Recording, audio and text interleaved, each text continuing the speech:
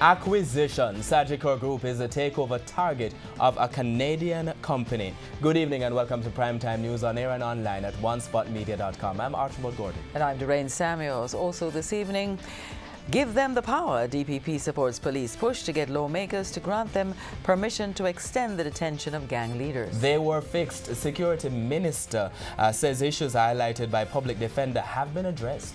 Don't buy. The warning from the police to consumers buying meats on the streets. Getting familiar. Prime Minister Andrew Holness meets U.S. Vice President during Washington trip.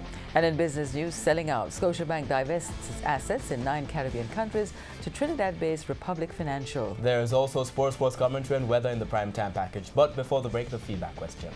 This evening we're asking, what are your views on the proposal to allow the police to detain suspected gang members for up to 7 days without charge? Share comments online, facebook.com/Television Jamaica and tweet at Television Jam.